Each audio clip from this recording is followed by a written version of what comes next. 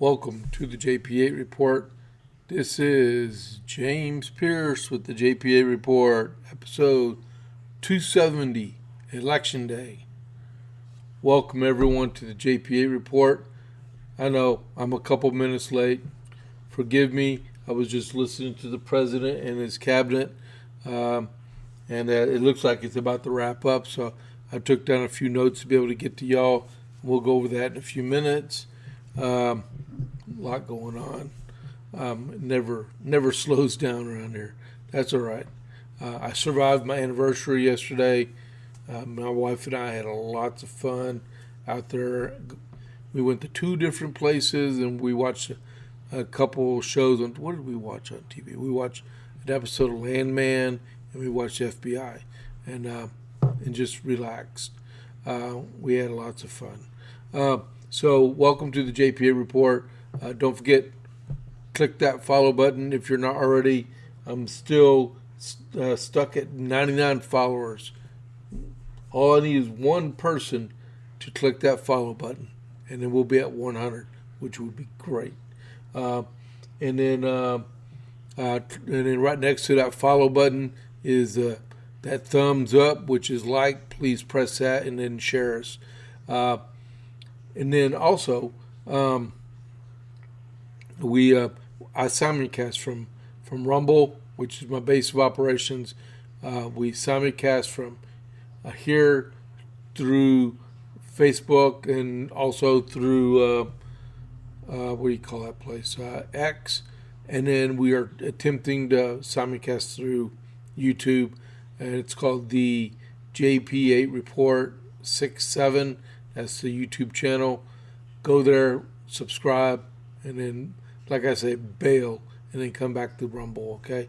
We just want to be able to simulcast through there too, right? But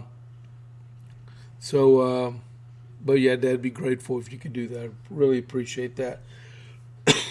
Still working on my studio also. I'm going to work on that this afternoon. So, America 250. What do we got here? America 250 is for the day. Let me get this. We have the Battle of Great Bridge, Virginia, actually started the day, and it goes through the 8th of December, which ends up being an American victory. And then, let's see. I have a letter right here from John Hancock to General Washington. Oh yeah, in the Battle of Great Bridge, remember the battle effort from the American side or the Continental Army side is Colonel Woodford, right? So now we go to the letter from John Hancock to General Washington. So, sir, your several letters from the time the committee left the camp to the 19th of November, inclusive, being duly received, were laid before Congress, on which, as well as the report from their committee, they have come to sundry further resolutions, which I have the honor to enclose you. The money ordered in getting ready to be forwarded with all possible expedition, the Congress have resolved to make further emission of $3 million, which I hope will be finished and such supplies forwarded as will answer your exigencies and enable you for the future pay of the Army monthly and fulfill your other engagements. I have nothing further in command from Congress. Yesterday we received advice by an express from the Committee of Frederick in Maryland that Connally and 3 associates were taken prisoners and are now in confinement in that county. I used to live in Frederick County. I lived in Washington County, but close enough. By his examination taken and the papers found with him, the deposit of disposition of his servant, which you transmitted to Congress, is fully confirmed. This day we received advice from Northampton in Virginia that Lord Dunmore has erected his standard at Norfolk, proclaimed martial law, invited the blacks to join him, and offered them freedom, from which purposes he has issued a proclamation from on board the ship where he resides, and that 2 counties have been obliged to submit to him. However, I hope such measures are taken as well as speedily and eventually repel his violences and secure the peace and safety of that colony. The committee have just brought in their report on the vessel taken by the people of New Hampshire. As soon as Congress will have a determination thereon, I shall do myself the pleasure of transmitting it to you. In the mean, while with sincere and hearty wishes for your safety, happiness, and prosperity, I have the honor to be, and sir, your most humble, obedient, humble servant, John Hancock, President. I forwarded you all commissions for the officers of the armed vessels, also a number of printed articles of the regulation of the Army as amended, for the recommendation of Mr. Crafts and Trott to be appointed officers over the regiment of artillery, and the steps to be pursued with respect to release all of Colonel Ethan Allen.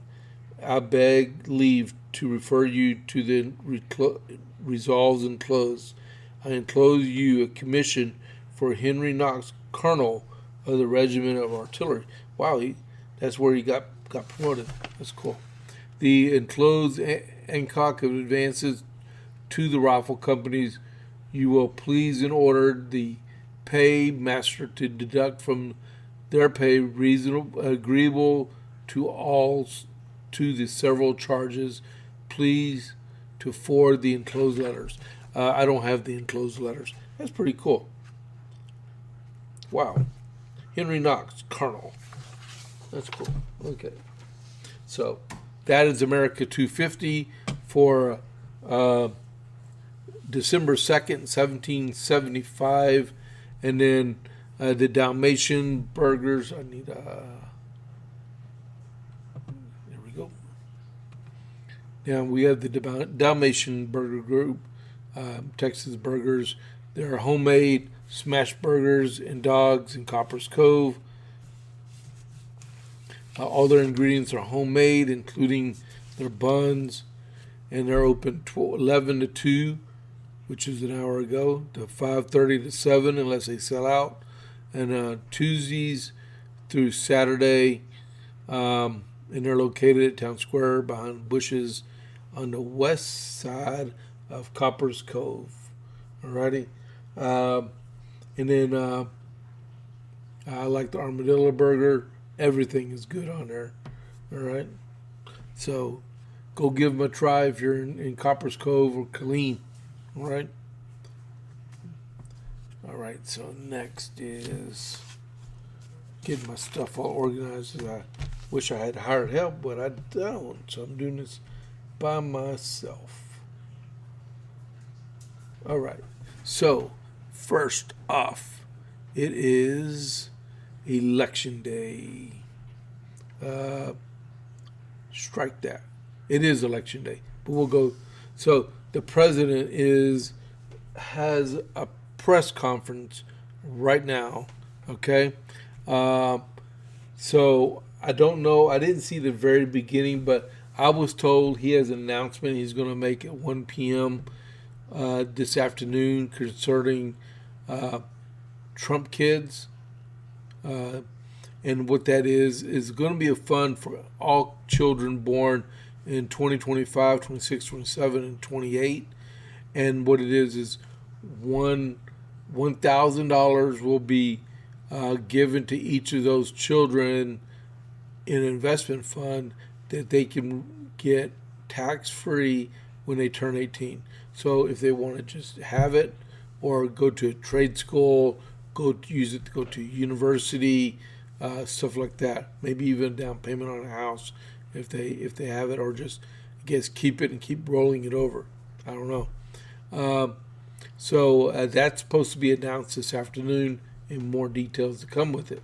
Right now, he's doing a very intensive 9th cabinet meeting of his administration. I believe Joe Biden only had 4 in 4 years. But he's steadily having them all the time. and there's been some good stuff come out about it. So I'll get to that. I got a little bit. I'm going to give you a rundown on the summary of it tomorrow.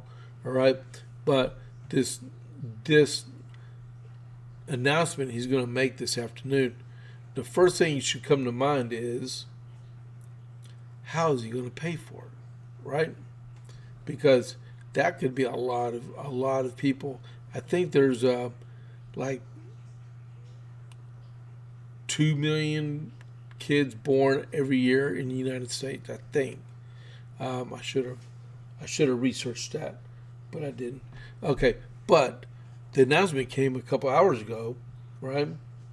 That Michael and Susan Dell are going to donate $6.25 billion to the Trump accounts, right? That is really good. Why depend on just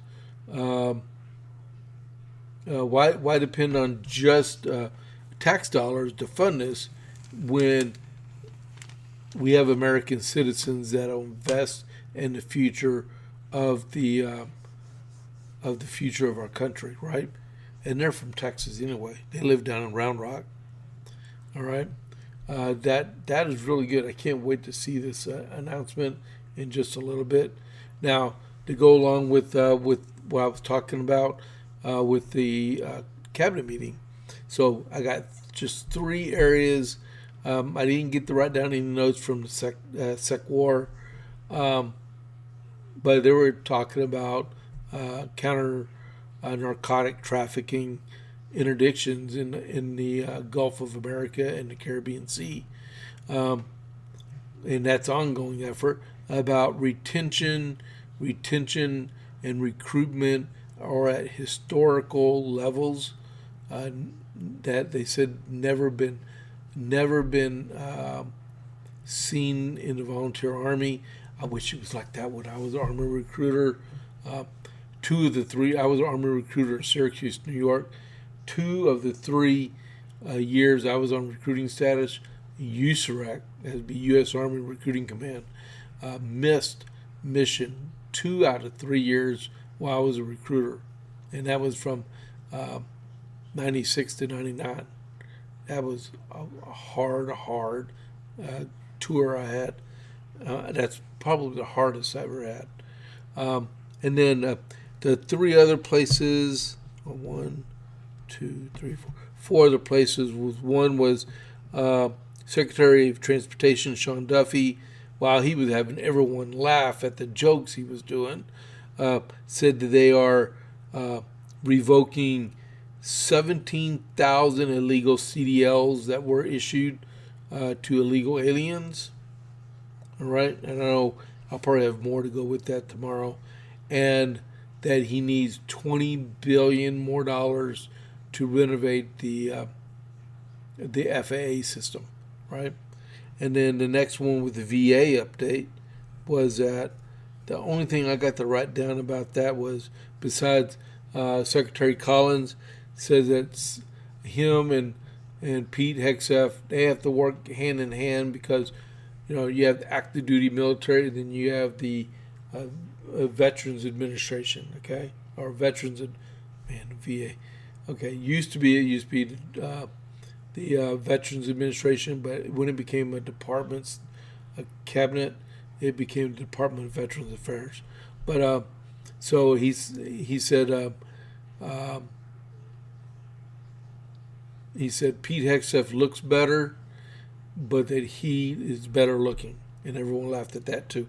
Okay, but one thing he was saying, that they're getting to a point in the VA to where when you do a CMP for increase in benefits for disability, they are to the point where they can request your med records and give you a determination on a disability level without having you go see a doctor off-site to be able to make that determination. Like the Veterans Evaluation Services, they're pretty big across the country and stuff. but they'll go in and do the evaluation. They can just look at your med records from the military and say, yep, very bad injury. Here's the follow-ups exams. Keeps bad. It's not getting any better. Let's give them 20%, right? And then keep accumulating it. So that's what I got. Department of Agriculture, that would be Brooke Rollins from Texas. And she put out that there was 169,000 fraudulent or stolen Social Security numbers so people can get SNAP benefits. Some recipients that were fraudulently getting SNAP benefits were getting them in 6 different states. And then I think she said about 500 of them were actually dead and still receiving SNAP benefits. So they are doing their best to rectify the whole situation to save you tax dollars, right? And then Pam Bondi, the only thing I got out of hers, there was a lot of stuff coming out about, I think she's been sued, or the administration has been sued like 465 times or something already in 1 year. But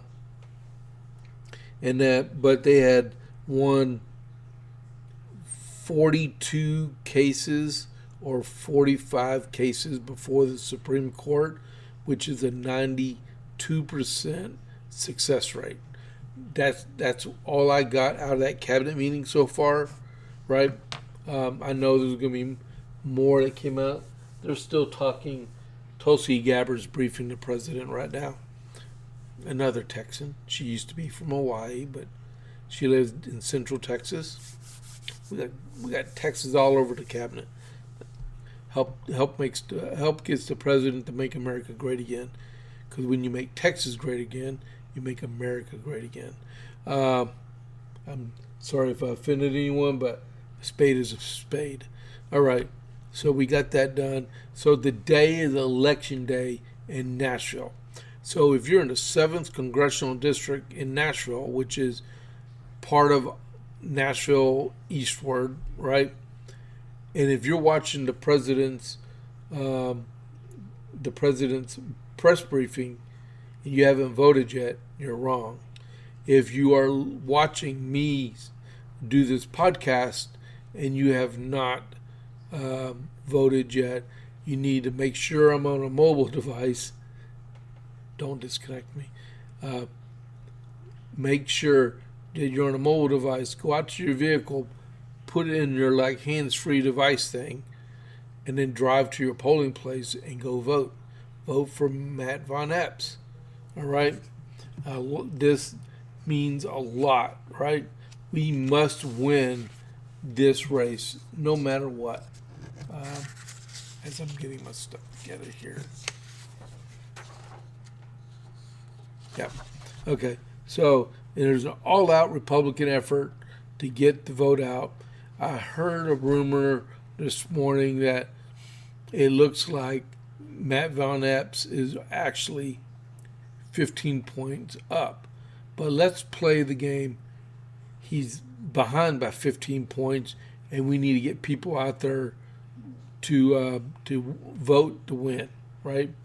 Remember, she is Afton Bien. She's the one that hates Nashville, that she hates country music, that she hates the bachelorette parties, she hates the pedal taverns, she hates every essence of Nashville. She probably hates the Pancake Factory, which is an awesome place to eat at. No, the Pancake Pantry, right? She probably hates the Grand Ole Opry, because if she hates country music, she does not appreciate the Grand Ole Opry. I've been there. I've stood in a little circle, okay? But we should know the results tonight. Yesterday, the president, or Sunday, either or, the speaker was involved The president was involved. They're pulling out all stops, right? And you know, we wouldn't have this problem if, hold on just a second. Nope. We would not have this problem if Mark Green would not have quit his office, because he's the one that resigned a few months ago and gave up his seat and put the Republicans down one vote in the House. This is the man that spent several $1 million of campaign dollars to run for re-election and quit. This is the man that actually encouraged other Republicans that they could just quit and not fulfill the duties that they got elected for, including Marjorie Taylor Greene. You can put her name in there because she's quitting January 5th.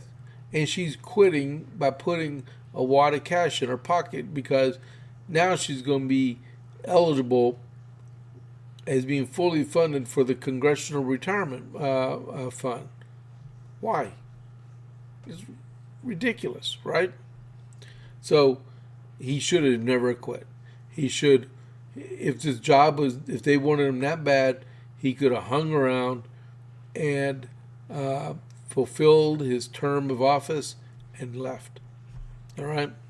So from Fox News, it's just one page with a couple pictures in it. I'll show you. See, a couple pictures in it. Franklin, Tennessee, NRC Chair Joe Gruters says that the Democrats' momentum following their sweeping victories in last month's 2025 ballot box showdowns will come to an end in Tuesday's special election in a hotly contested GOP-controlled vacant House seat in Ruby Red, Tennessee congressional district. Tennessee is a red wall, so they are not getting past Tennessee. We're going to win this race. This is our territory, the RNC chair told Fox News Digital after speaking at a rally for Matt Von Epps, the GOP congressional nominee in a must-win race for the Republicans. Van Epps is facing off against Democrat nominee Afted Bien in a race to succeed GOP Representative Mark Green, who quit from office in June to take a private sector job. Right? I mean, 5 months, almost 5 months after he was sworn in, he quit. 5 months out of a 24-month term. President Trump carried the 7th District, which is located in central and western Tennessee, stretches from Kentucky to Alabama to include parts of Nashville, by 22 points in last year's presidential election, and Green won the district by 20 points in 2022 and 2024. And Democrats are okay. The point is, Republicans need to get off their laurels, get off their fourth point of contact, get out there and take 30 seconds to vote. That's all it's going to take to get out there and vote, is that, all by itself. That's all that matters. All right.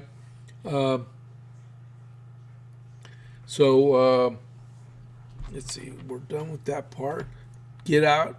Matter of fact, when you go vote, text 10 people. All right? Text 10 people or call 10 people or give 10 people rides to the vote, to go vote. It's easy. All right? My next is read. Okay. I take notes. Kristi Noem wants a complete travel ban on all countries flooding us with their citizens. Linda McMahon is briefing right now. So, and here's another article from FoxNews.com. Homeland Security Secretary Kristi Noem announced Monday, following a meeting with President Trump, she is recommending a sweeping travel ban on every country she claims is sending dangerous immigrants to the United States. Noem made an announcement in a fiery post on X, denouncing certain immigrants as killers and leeches. I just met with President Trump and hold that thought. I'll get back to that one. Hold on. Okay, I have a truth I wanted to read about that election. I forgot to slide to it. Donald Trump, I'm asking all American First Patriots in Tennessee's 7th Congressional District to please get out and vote for a phenomenal candidate and MAGA warrior, Matt Von Epps. You can win this election for Matt, who has my complete and total endorsement. He will be a great congressman, and unlike his opponent, he cherishes Christianity and country music. She has openly stated she hates them both. Tennessee 7. Polls close at 7 p.m. I don't know if that means 7 p.m. Eastern or 7 p.m. Central because it splits down the center. If you are in line by 7 p.m., stay in line, and if they must let you go, they must let you vote, get out and vote for Matt Von Epps, and he will never let you down. All right? Sorry about that. And if you know if it's 7 p.m. Eastern and 6 p.m. Central, let me know. Leave it in the comments or put it in the chat so everybody else would know about that, okay? And then what I was talking about with Kristi Noem. So she said, I just met with the president, and he is recommending a full travel ban on every blank, because I don't curse, country that has been flooding our nations with killers, leeches, and entitlement junkies. She claimed certain immigrants, remember this is written by a Fox News reporter, Bonnie Chu, with certain as threats to public safety and accused them of draining resources meant for Americans. Our forefathers built this nation on blood, sweat, and the unyielding love of freedom, not on foreign invaders to slaughter our heroes, suck dry our hard-earned tax dollars, and snatch our benefits owed to Americans. We don't want them, not one. And an announcement came after law enforcement officials reported that an Afghan immigrant allegedly attacked 2 National Guard members, one of which died. Okay. And I fully agree with what she's talking about, because evidently all these people that came in from Afghanistan, they were allowed to write their name on paper, not produce official documents, and they were allowed to come into our country unvetted. Unacceptable. Whether it's flown in from Afghanistan or across the southern border or the northern border, because there was a lot of getaways. So we have no idea who those people are or where they're living. I just know there's a whole bunch living in Texas still. All right. And then at the same time, let me see right there. There's this far left commentator. His name is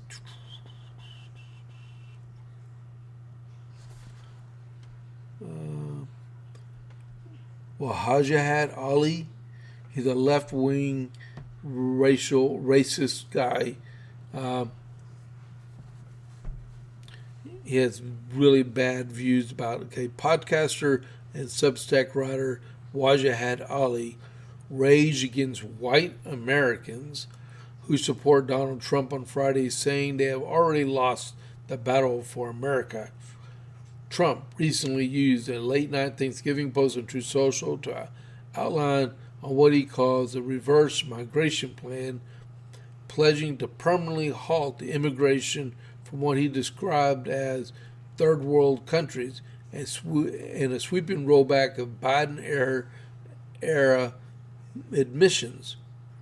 Ali, who has condemned white culture as either bland or stolen from others before, responded to Trump's comments on his Left Hook podcast, which I don't ever plan to go to.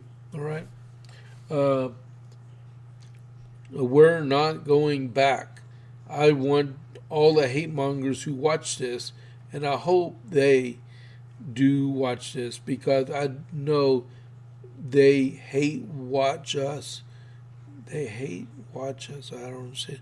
You've lost. You have lost. You lost. The mistake that you made is to let us in the first place, he said. There's a bunch of us, and we breed. We are breeding people, and the problem is that you let us in 1965. He made repeated references to the Hart-Celler Act, formerly the Immigration Nationality Act of 1965, saying this was a major turning point in ensuring the browning of America. And he's not shy about the view of his culture, about the culture of white America. Trump supporters is bland and tasteless. And he said, I want you to realize this. You've lost. White supremacists, white nationalists, you've lost. You are losers.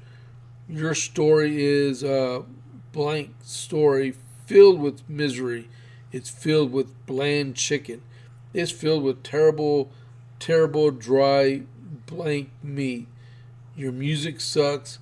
All your culture sucks. You know what? He sounds like that girl that's running for the Tennessee congressional district. I hate Nashville. I hate country music. I hate this. I hate that.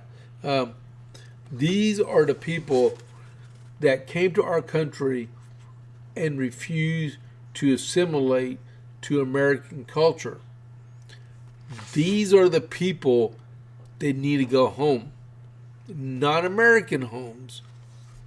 Homes over the ocean, since we have oceans on both sides of us. Because I guarantee this guy's not from Mexico. All right? Wajahat Ali is his name. Okay?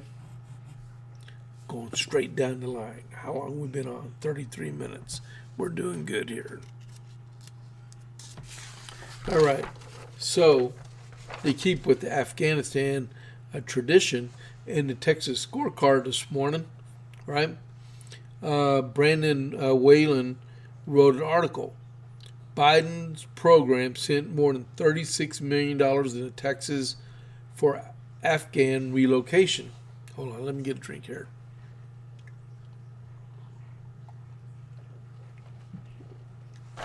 The grants were administered through the U.S. Committee for Refugees and Immigration and were intended to cover medical care, mental health programs, and other support services for Afghan arrivals.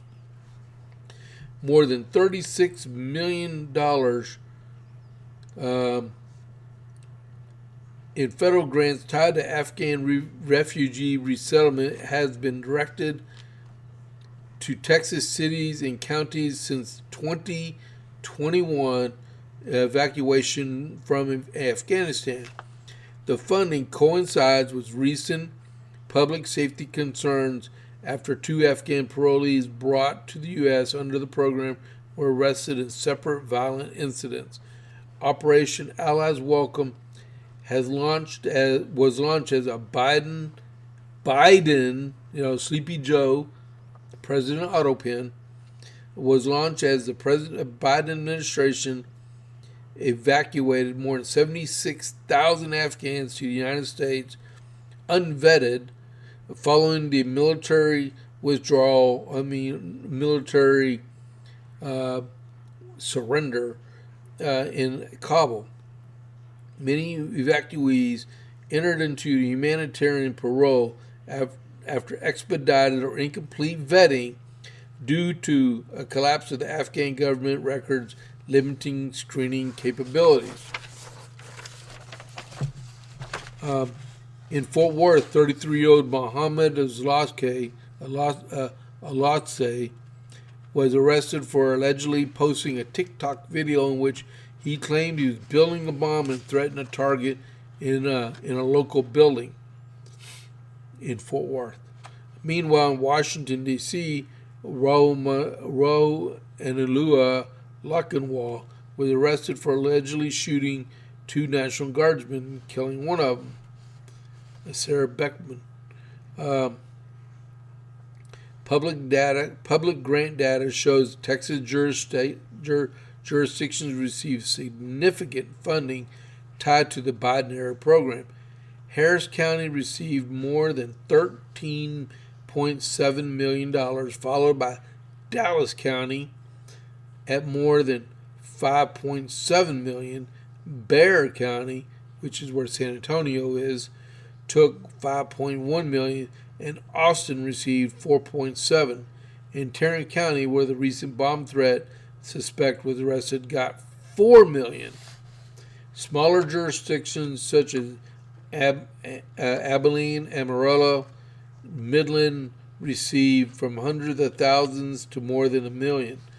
The grants were administered through the U.S. Committee of Refugees and Immigrants and intended to cover medical care, mental health programs, and other support services from Afghan arrivals. That group, USCRI, describes its mission as promoting cultural pluralism and encouraging immigrants to maintain their languages and cultures while participating in American life. In other words, they don't want them to assimilate to be American. The arrest involved individuals admitting through the program having raised questions about vetting practices, programs oversight, and how the federal resettlement funds were used in local communities. And then Texas has resettled tens of thousands of Afghan refugees since 2021, primarily in major cities Dallas, Fort Worth, and Houston. All right, and there's Brandon Walton. All right, he's a very good writer. He knows what he's talking about. Very conservative. He worked for the Texas Scorecard. That's a lot of money. It's a lot of money to encourage people not to assimilate to be, in this case, a Texan or an American. So what are we doing by allowing people to come here and be their own little fiefdom outside the influence of Americans and Texans? The job is to assimilate into the place where you come, not to never speak English or be able to read English, right? Secretary of State's talking right now. Okay, so we got that right there. And now, if you recall, yesterday I was talking about Indiana, how the president was, he had, I guess, strong-armed people in the Indiana Senate over a map that the Indiana legislature was going to redistrict from 7 Republicans to 2 Democrats. They were going to increase it to 8 to 1, and then they ran into a problem with a couple of senators, and I guess the president got involved, strong-armed a couple of them, and said, "No, we need this for the future of our country. Y'all need to reconsider it." And then yesterday, the Senate leader and one other senator said, "You know what? Anything that the House produces, we'll pass it." Right? Well, this morning it came out in our local paper, which is liberal. We got an article in the paper about Indiana here in Texas. well, it came through the Associated Press. Indiana Republicans could win 2 more U.S. House seats under a new proposed map. Republicans in the House, Indiana House of Representatives unveiled a new map, a new congressional map on Monday that aims to wipe out the state's 2 Democrat-held U.S. House districts, increasing pressure on GOP holdouts in the state Senate who have refused to heed President Donald Trump's redistricting demands. Well, that's not telling the whole story because they already said they would. But instead of going 8-1, they went 9-0. So, and here in Texas, our case is going to go to the U.S. Supreme Court. So we're still going to get our maybe +5, right? And then Ron DeSantis put out this morning that he's reconvening the legislature in Florida, and they're going to take out another Democrat seat in the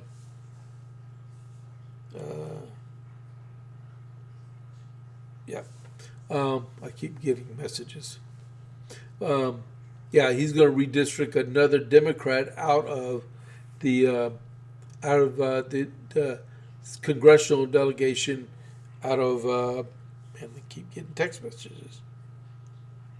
Out of the congressional delegation of Florida. So that would bring, I think they have 28 or 30 congressional representatives in Florida. So they're going to take another one out, right? So things are moving along. And like I said yesterday also, the supermajority state legislature in North Carolina said that their maps got approved to a federal court, right? Adding more Republicans. So maybe we'll get lucky there. Okay, and I read that.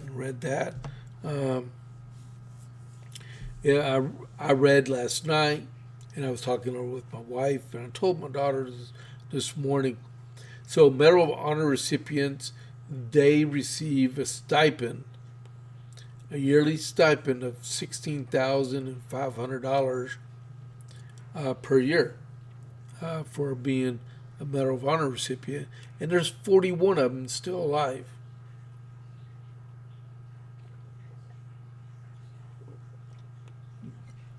The president signed a bill, an actual bill yesterday, increasing that to $67,500 per year for a Medal of Honor recipient that's still alive. Like a 4-fold increase in benefits. They earned it. I mean, nobody chooses to be a Medal of Honor recipient. It happens, right? And they need to be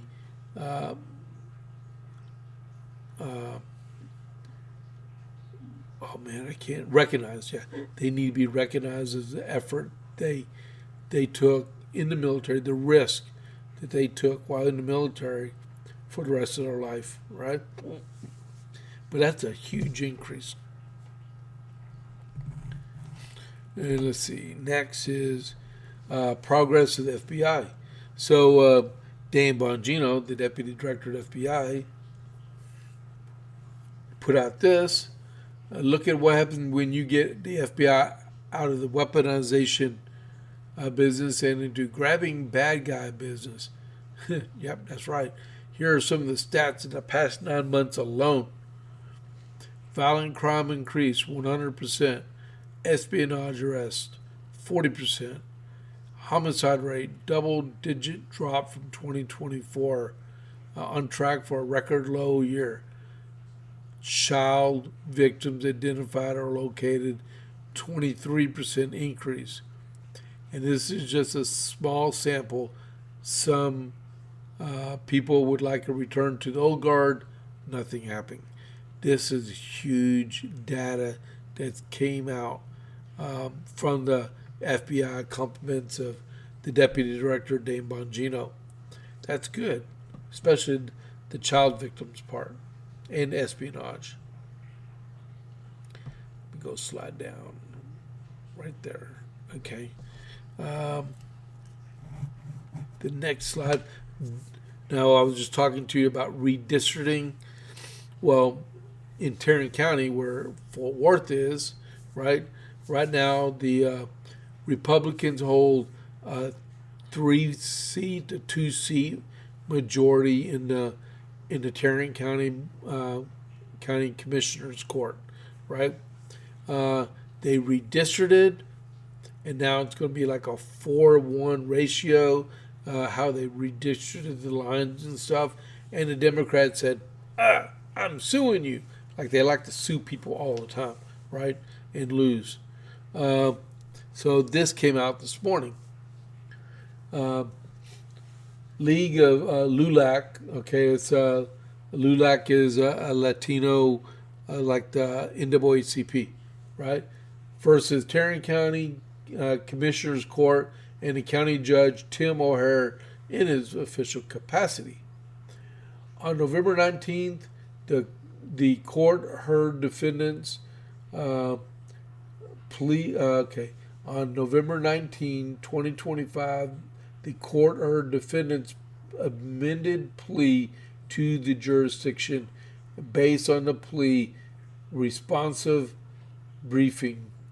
Evidence presented, relevant legal authority, and arguments of the counsel. The court determines that the plea should be granted.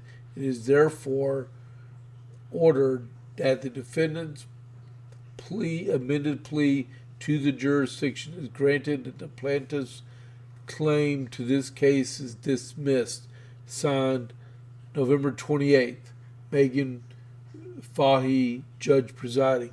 So on the 28th, which was Friday, right? Not a federal court, the 348th Judicial Court, I believe in Tarrant County. Yep, I'm right. Judge Fahy, she dismissed the Democrats' case against Tarrant County. So now it's going to be 4-1. All right. Department of Justice said they're pursuing fresh indictments against James Comey and Letitia James instead of appealing Ms. Hooligan's appointment. They're going to just get a new indictment going on for him. This is what I was talking about, I believe, yesterday, dealing with blue slips. Blue slips need to go away. They really, really need to go away.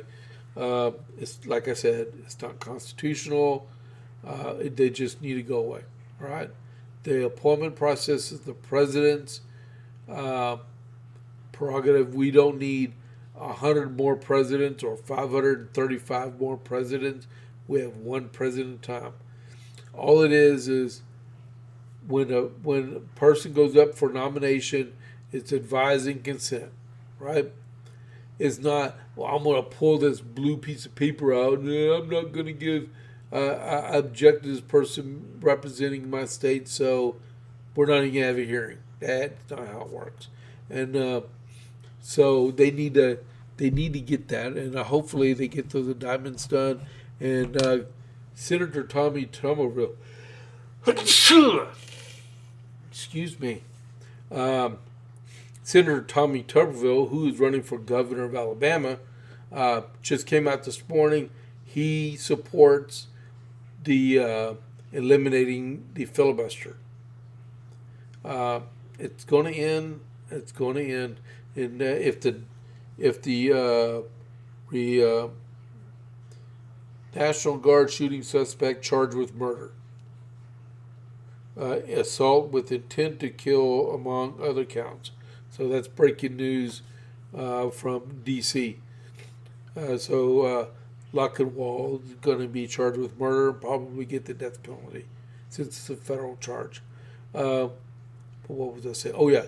So it's only a matter of time. And like I said, if the Democrats take the Senate, they're going to do away with the filibuster.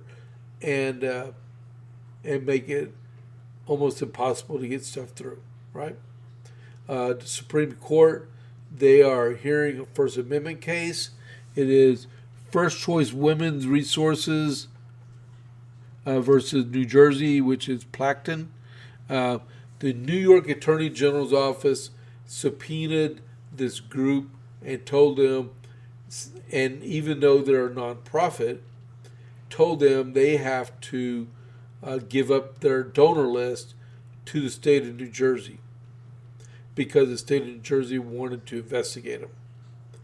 And so this group said no. They lost at appeals court level.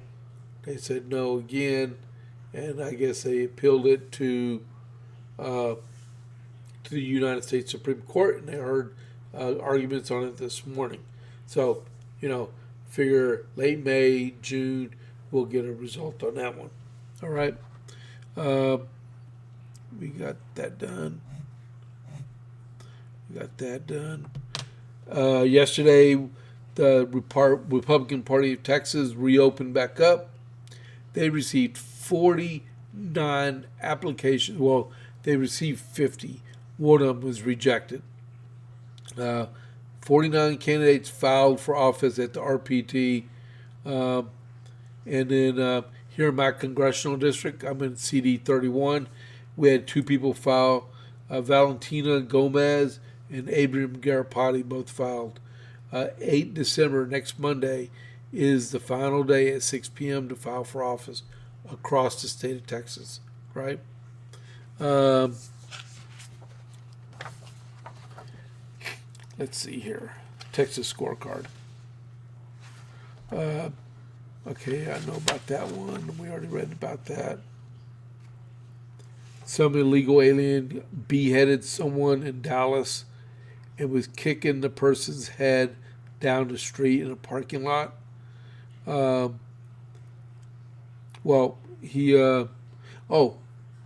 Dallas County District Attorney said there's not going to be a death penalty for that. I think it's time y'all get yourself a new district attorney in Dallas County.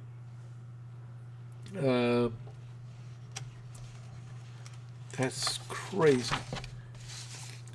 Let's see.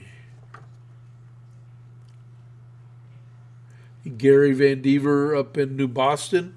I know someone from New Boston. Announced yesterday he's not going to seek re-election. He waited a week before the filing deadline. He voted against Governor Abbott for school vouchers, and so him and Dade Phelan are both exiting the Texas House of Representatives. Let's see.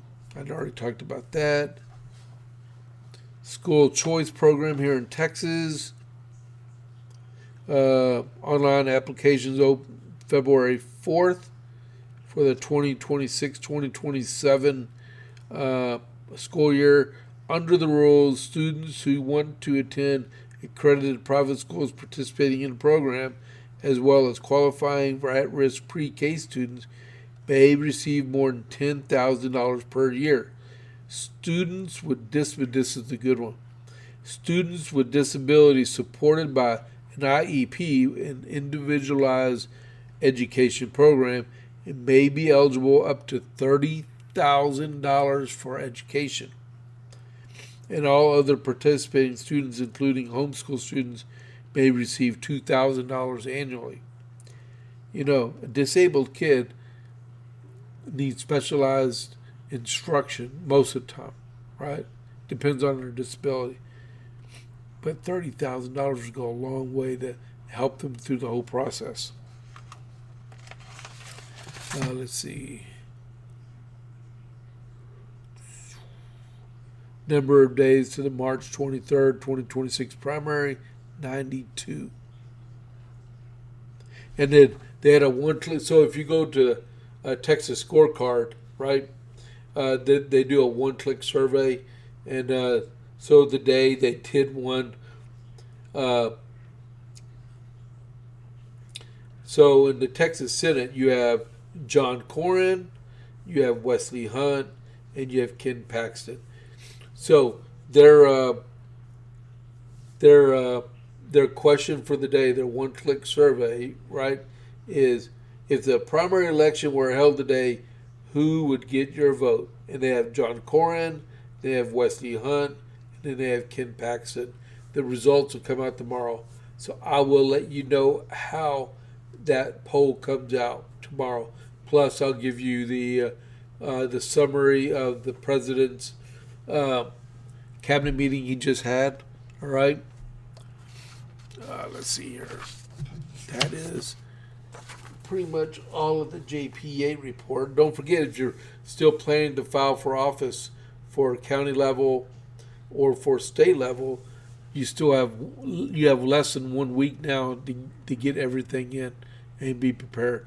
I know some congressional people in my district that says they're running, they haven't filed yet, so they need to get moving if they want to run.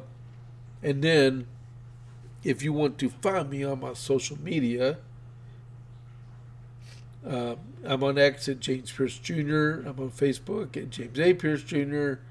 I'm on YouTube at the JPA Report 67, in which you need to go there and subscribe for me.